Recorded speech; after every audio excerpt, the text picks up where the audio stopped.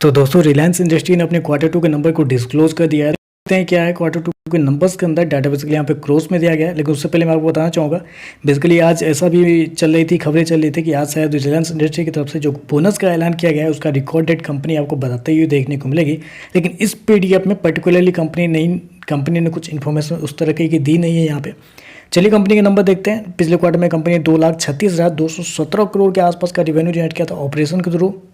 पिछले साल की बात करें तो 2,34,956 करोड़ के आसपास, जबकि अभी देखें तो कंपनी का रेवेन्यू 2,35,481 करोड़ के आसपास आपको देखने को मिला। तो साल से साल देखें तो साल से साल कंपनी के रेवेन्यू के अंदर कुछ ज़्यादा बड़ी चेंजेस आपको देखने को नहीं मिले। 2% के आसपास का ग्रोथ आपको देखने को मिला आई थिंक।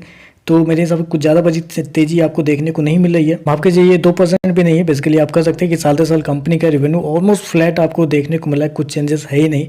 जबकि क्वार्टरली बेसिस पे जाते हैं तो क्वार्टरली बेसिस पे कंपनी के रेवेन्यू के अंदर एक हल्की सी गिरावट आपको देखने को मिले। हालांकि मार्केट का मानना भी था कि इस क्वार्टर में कंपनी के रेवेन्यू फ्लैट टू नेगेटिव आपको देखने को मिल सकते हैं। जबकि मेरे पास बहुत सारे मार्केट रिपोर्ट है, ब्रोकेज हाउस की रिपोर्ट है जो कि आपके सामने आ चुका होगा, जिसमें सारे ब्रोकेज का यही कहना था कि इस क्वार्टर में कंपनी के रेवेन्यू के अंदर थोड़ी सी गिरावट आपको देखने को मिल सकती है।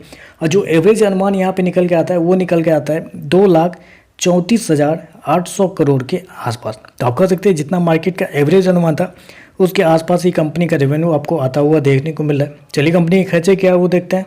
तो देखिए पिछले क्वार्टर में 2,16,966 करोड़ खर्च किए थे। पिछले साल 2,12,304 करोड़, जबकि अभी देखें तो कंपनी खर्चे 2,15,320 करोड़ के आसपास आपको देखने को मिल रहा है। तो खर्चे भी देखें तो खर्चे भी कंपनी के थोड़े से ज़्यादा आपको देखने को मिल रहे हैं, क्योंकि साल से साल मैंने आपको क्या बताया कि रेवेन्यू फ्लैट है, लेकिन यहाँ पे खर्चे देखते हैं तो कंपनी खर्चे थोड़े से ज़्यादा आपको इस क्वार्टर में आपको देखने को मिल रहा है।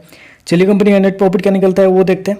तो देखिए पिछले क्वार्टर की बात करें तो पिछले क्वार्टर में कंपनी 17,448 करोड़ के प्रॉफिट में थी। पिछले साल की बात करें तो पिछले साल 19,820 करोड़, जबकि अभी देखें तो 19,101 करोड़ के आसपास कंपनी का जो प्रॉफिट है वो आपको देखने को मिल रहा है। तो साल से साल देखें तो साल से साल कंपनी के प्रॉफिट के अंदर लगभग 3.5% के आसपास की गिरावट आपको देखने को मिल रही।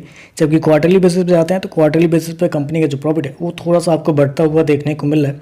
जबकि मेरे पास बहुत सारे ब्रोकेज रिपोर्ट है जो कि आपके सामने आ चुका होगा, उसमें सारे ब्रोकेज का ये कहना था कि इस क्वार्टर में कंपनी की जो प्रॉफिट है वो थोड़ा सा स्ट्रगल करता हुआ देखने को मिल सकता है। जो एवरेज अनुमान निकल के आता है वो निकल के आता है 15,300 करोड़ के आसपास। तो मार्केट का जो एवरेज अनुमान था उसके हिसाब से देखें तो बेहतर ही आपको देखने को मिल रहा है। तो कंपनी का प्रॉफिट साल से साल गिरता हुआ देखने को मिला है, लेकिन मार्केट का जो अनुमान था उसके हिसाब से देखें तो मार्केट के अनुमान से कंपनी का जो प्रॉफिट है वो आपको बेहतर ही आपको देखने को मिल रहा है। चलिए कंपनी का ईपीएस क्या है वो देखते हैं।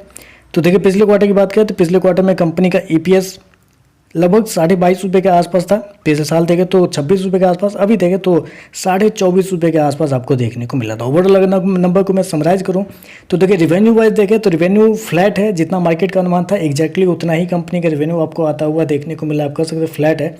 जबकि प्रॉफिट की बात करते हैं तो प्रॉफिट मार्केट के अनुमान से बेहतर है, लेकिन साल से साल गिरता हुआ आपको देखने को मिल रहा है। तो चलिए बस आज के लिए बस इतना ही। वीडियो पसंद आया तो लाइक कीजिएगा, साथ में साथ चैनल को सब्सक्राइब जरूर कीजिएगा। धन्यवाद।